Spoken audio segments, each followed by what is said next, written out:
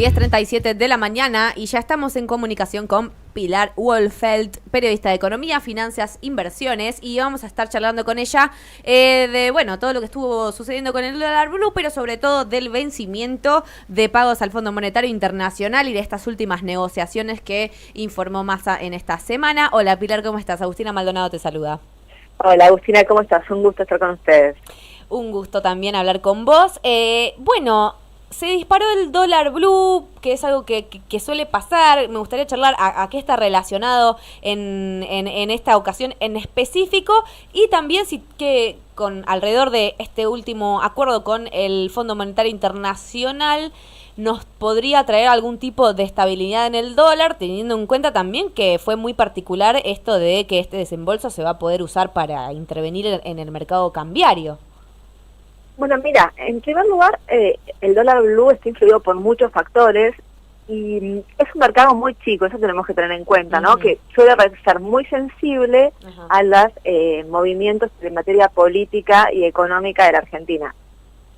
El tema del acuerdo con el fondo es una buena noticia, lo que podría haber generado una tendencia a la baja. De hecho, el primer día que se anunció el acuerdo con el fondo, bajó. Ese día venía con subas muy fuertes, de las últimas 3 semanas viene subiendo muy fuertemente, acumulaba una suba más o menos de al día de hoy está en 560 y arrancó hace 3 semanas en torno a por abajo de los 500, después hasta a 500 y de ahí no paró, ¿no?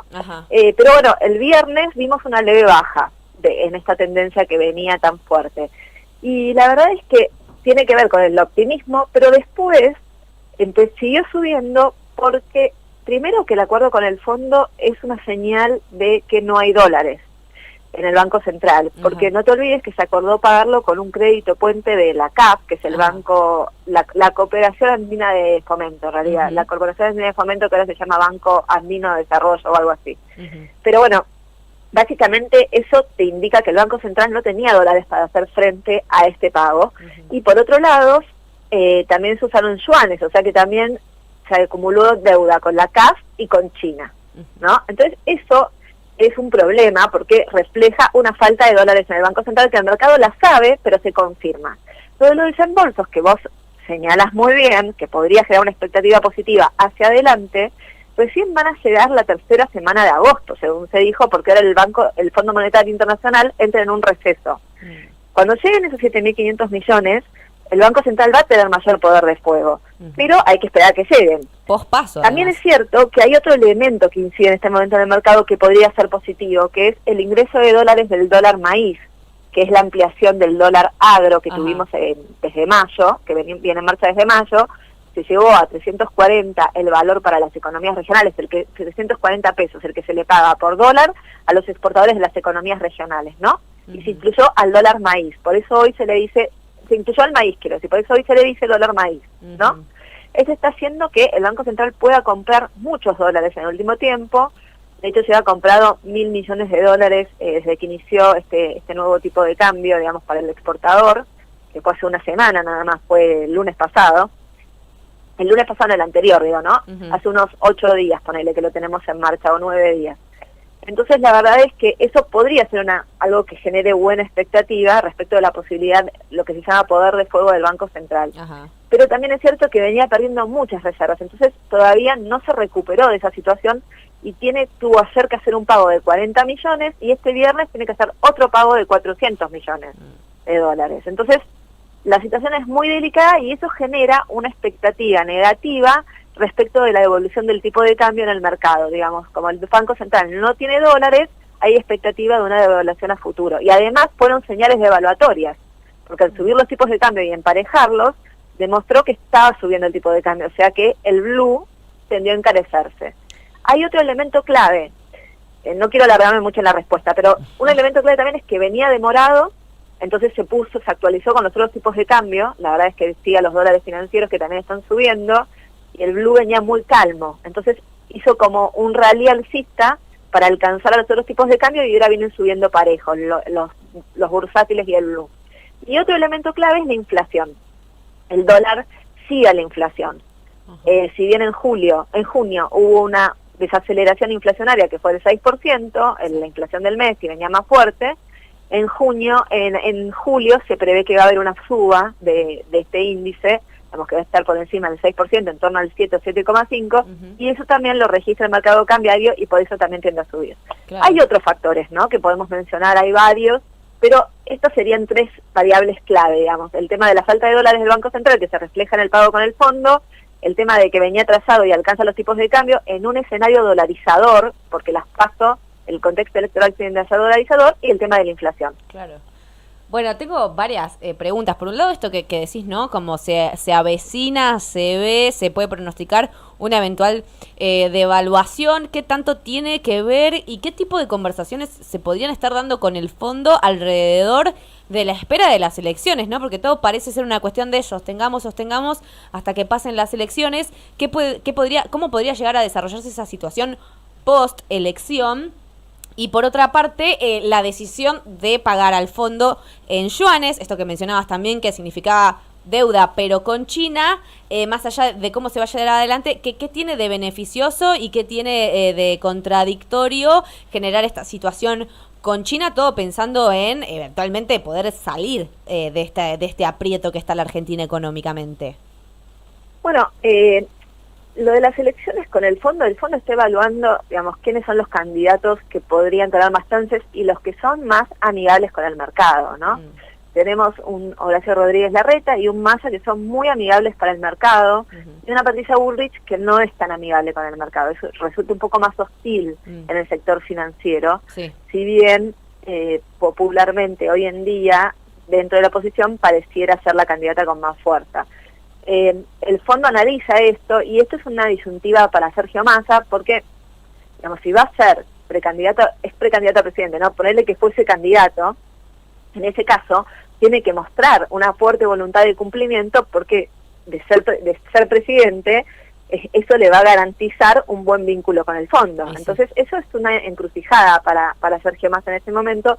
Por eso también le pone tanto esfuerzo al cumplimiento de los pagos, a mantener una relación cordial, aunque fue bastante tensa la negociación en el último tiempo, porque el fondo estaba muy duro con las medidas que le pedía a la Argentina, y la Argentina se negaba, y adujo como una de las razones por las que se negaba a devaluar fuertemente el tema de las elecciones, digamos, como que sería un gran problema en un contexto electoral y generaría inestabilidad política, ¿no? Claro. Otro gobierno con otra fuerza, o con un aire renovado, podría encarar ese camino, pero en este momento no sería adecuado. Y por otro lado, tenemos lo que me preguntabas, ¿qué era lo otro que me preguntabas? Disculpa, eran 2 preguntas. Sí, el tema de la deuda con el fondo que se paga en yuanes. Perdona, sí, eso, me acordaba que te iba a responder, pero no me acordé qué era. Después, lo de los yuanes, es como, vos tenés opciones, ¿no? Digamos, es el mal menor en este momento y el recurso al que puede acceder la Argentina. No es que es algo conveniente ni no conveniente, es la opción que tiene, digamos.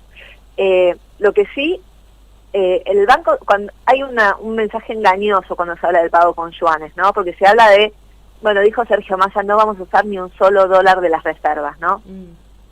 Eso es engañoso, porque las reservas, cuando vos te computan el dato que pasa el Banco Central al final del día, que hoy habla de 24.000 millones de dólares, más o menos, en las reservas del Banco Central, que es el nivel más bajo en 17 años, recordemos eso, que es un dato importante, en realidad en ese computa los yuanes del swap.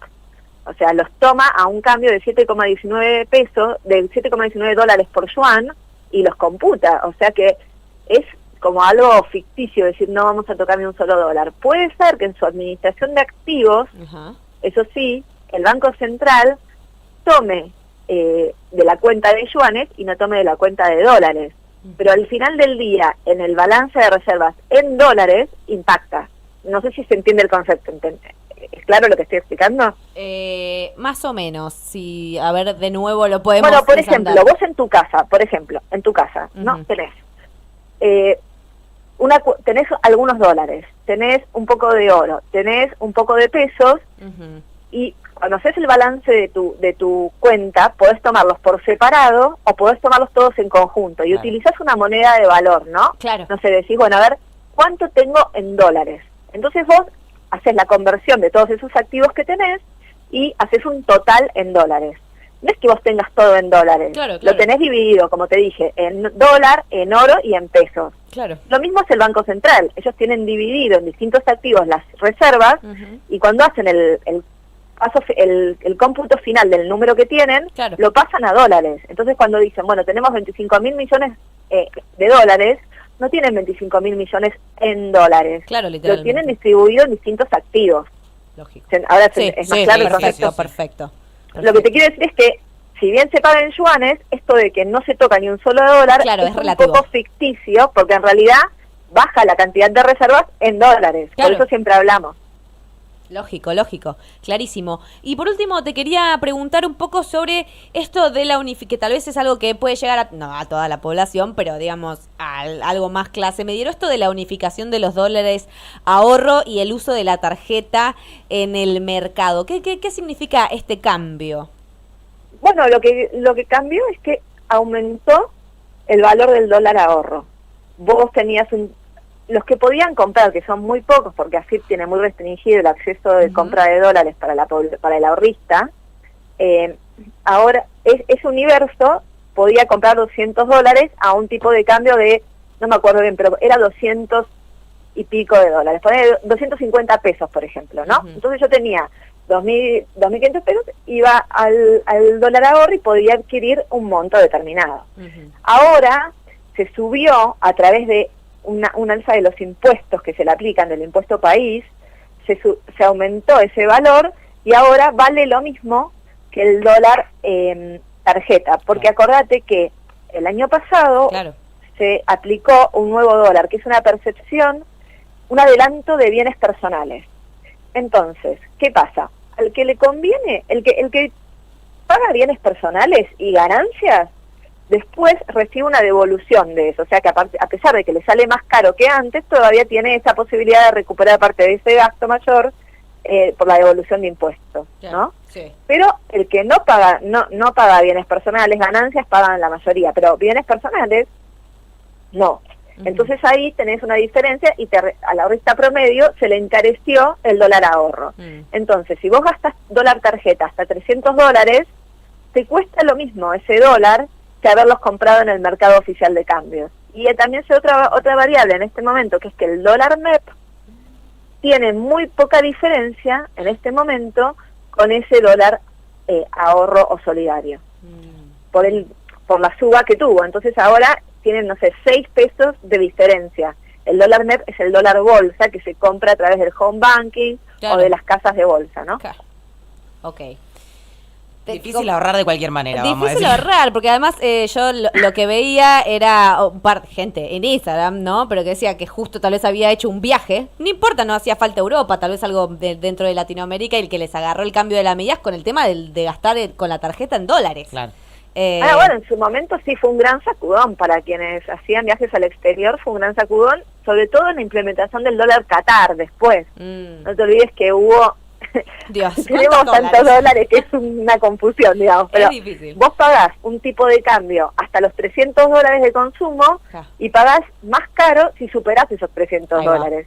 Entonces eso fue un cambio fuerte que tenía, pero también lo que pasa es que está mal de base el tema de que el Banco Central subsidie los viajes al exterior de los argentinos, digo, no debería subsidiarlo, debería ser un dólar igual para todo el mundo, digo, el dólar debería valer lo mismo para todos, para todo tipo de operación, y con un tipo de cambio unificado no tendrías estos desfasajes o estos problemas en el subsidio al dólar, ¿no? Ahí está, clarísimo, el subsidio al dólar. Pilar Wolfet, periodista de Economía, Finanzas, muchas gracias por haber charlado con nosotras aquí en Bancate ese Efecto. Gracias a ustedes, chicas, un beso. Un beso enorme.